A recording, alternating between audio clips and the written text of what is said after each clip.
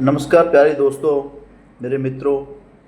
आज मैं बहुत दिनों के बाद ज्योतिष की अपनी श्रृंखला में वीडियो बनाने जा रहा हूँ। मैं बहुत सी चीज़ों में बीच में बिज़ी हो गया था फ्रेंड्स। तो शुरू करते हैं वीडियो के साथ में।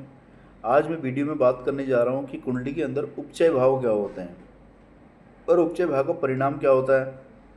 तो कुंडली के अंदर 3, 6, 10, 11 नंबर के जो भाव होते हैं, जो घर होते हैं, उनको उपचय घर कहते हैं, उपचय भाव कहा जाता है।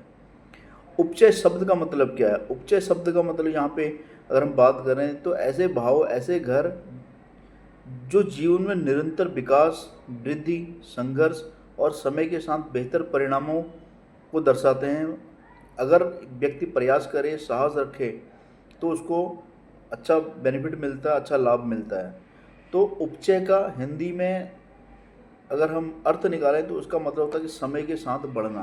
तो जब कोई भी ग्रह इस तरह के उपचय भाव में होता है तो जैसे जैसे समय बढ़ता रहता है वैसे वैसे उस आदमी के उस ग्रह के हिसाब से और उस घर की दृष्टि, उस घर के स्थिति के हिसाब से उसकी चीज़ों में बढ़ोतरी होती है।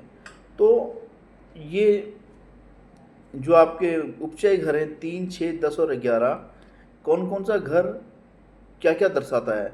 अगर मैं तीसरे भाव की बात करूं तो तीसरे भाव जैसे कि साहस, प्रयास, भाई बहन, संवाद, कम्युनिकेशन, उसको दर्शाता है। छठा भाव हमारा रोग, ऋण, शत्रु, संघर्ष, संकल्प, इनको दर्शाता है। 10वां भाव जो है हमारे कर्म को दर्शाता है, व्यवसाय को दर्शाता है, करियर को दर्शाता है, हमारी प्रतिष्ठा को, मान प्रतिष्ठा को भी दर्शाता है। 11वां भाव हमारा लाभ, हमारी आय, इच्छाओं की पूर्ति, इनको भी दर्शाता है।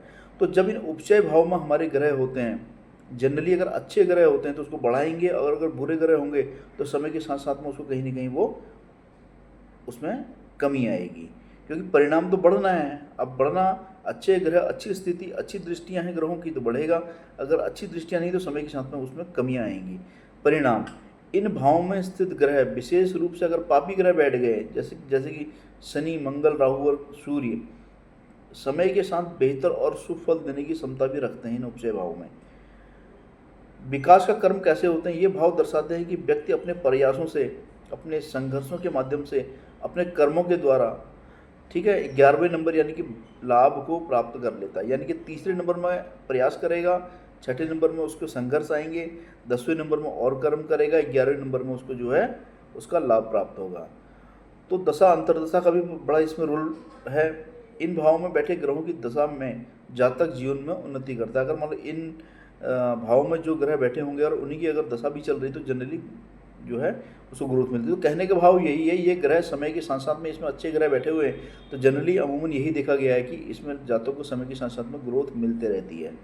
कुछ महत्वपूर्ण बातें भी हम इनके संबंध में अगर कहें तो उपचय भावों का जो स्वामी यदि केंद्र या त्रिकोण में हो, इन उपचय भावों के जो स्वामी हैं 3, 6, 10, 11 के जो स्वामी हैं, अगर वो त्रिकोण में हो या फिर वो केंद्र में हो, केंद्र यानी कि 1, 4, 7, 10 में हो, त्रिकोण में यानी कि 1, 5, 9 में हो, तो अत्यंत शुभ फल देते हैं। यानी कि एक तो उपचय भाव में बैठ गए, ऊपर से त्रिकोण में भी आ गए, या फिर आपके जो है केंद्र में आ गए तो बहुत ही अच्छे फल देंगे ये।